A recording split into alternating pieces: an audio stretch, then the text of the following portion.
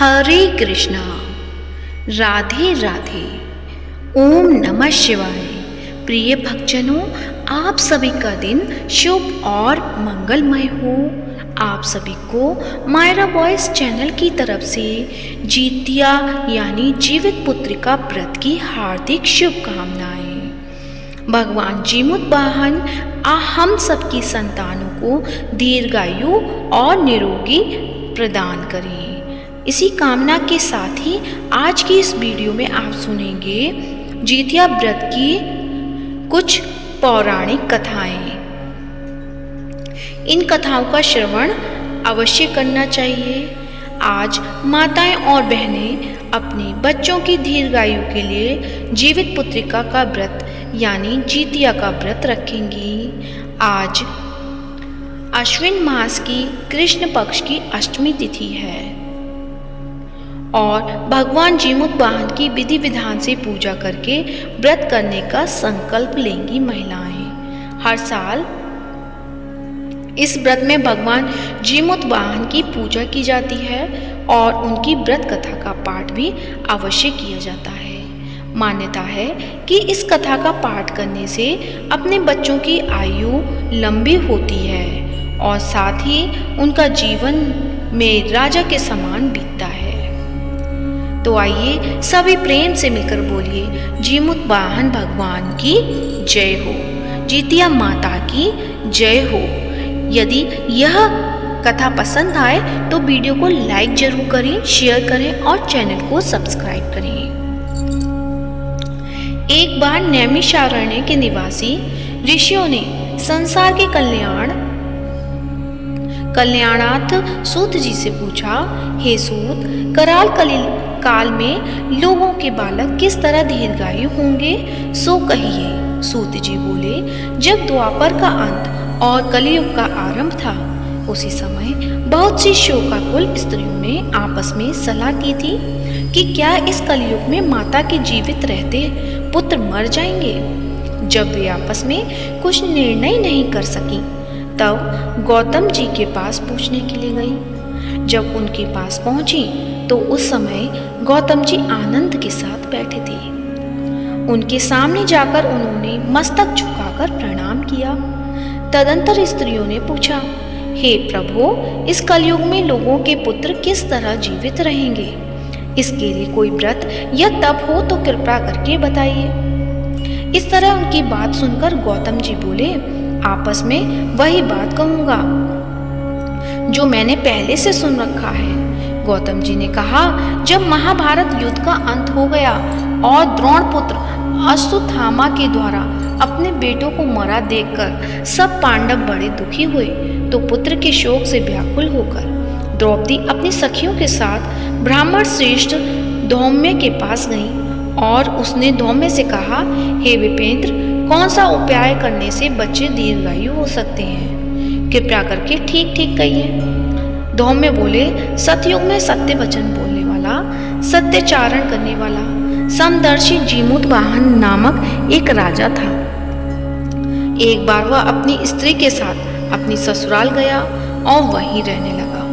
एक दिन आधी रात के समय पुत्र के शोक से व्याकुल कोई स्त्री रोने लगी, क्योंकि वह अपने बेटे के दर्शन से निराश हो चुकी थी। उसका पुत्र मर चुका था।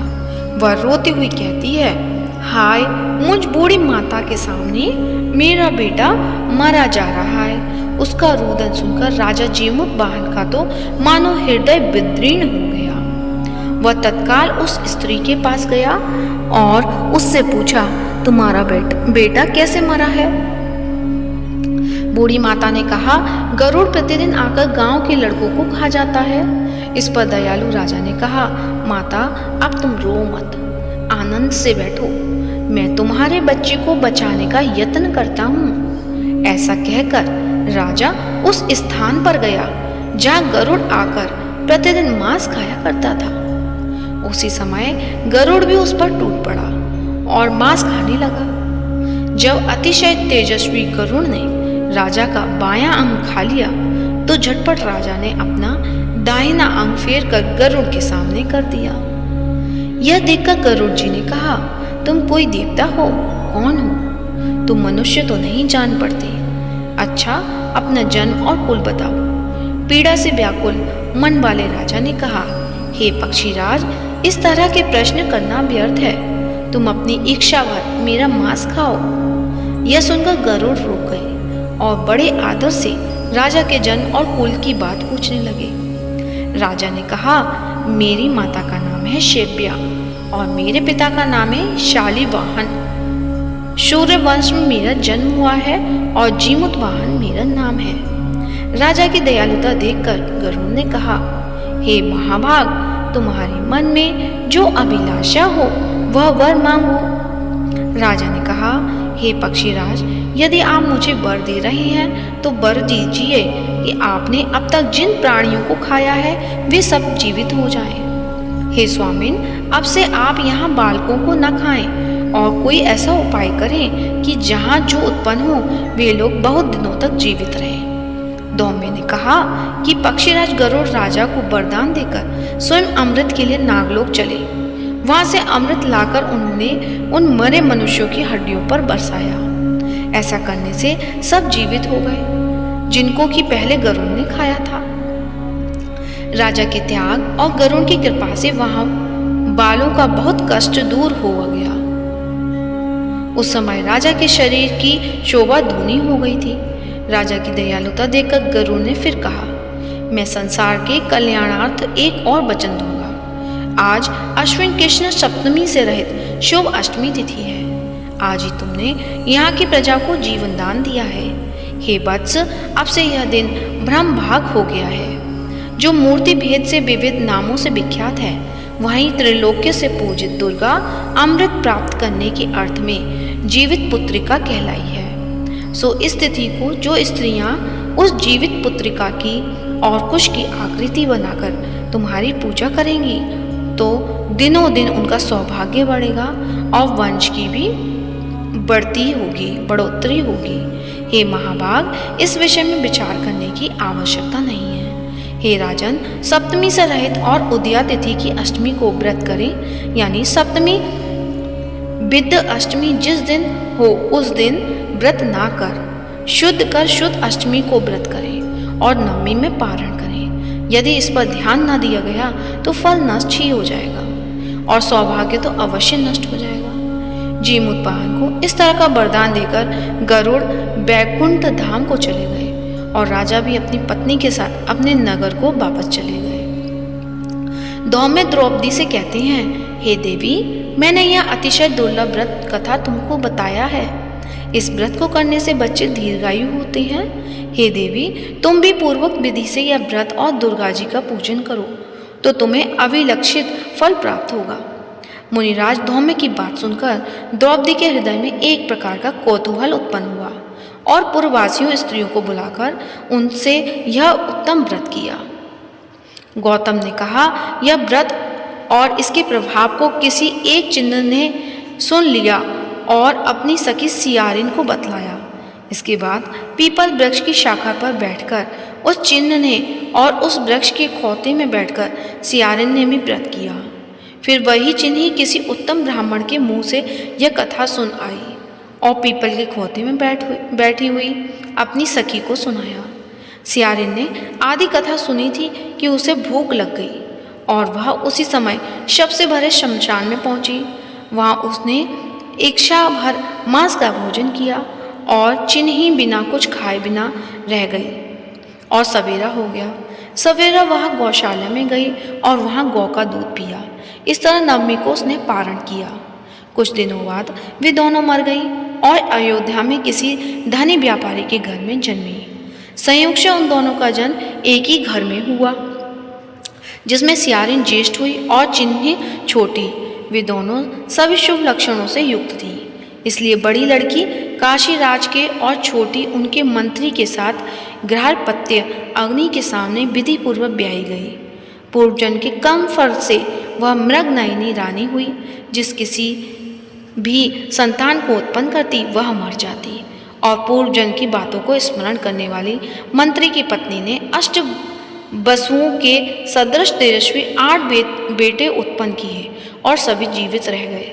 अपनी बहन के पुत्रों को जीवित देखकर ईर्ष्यावश राजपत्नी ने अपने स्वामी से कहा कि यदि तुम मुझे जीवित रखना चाहते हो तो इस मंत्री के भी पुत्रों को उसी जगह भेज दो जहाँ मेरे बेटे गए हैं, अर्थात इन्हें मार डालो।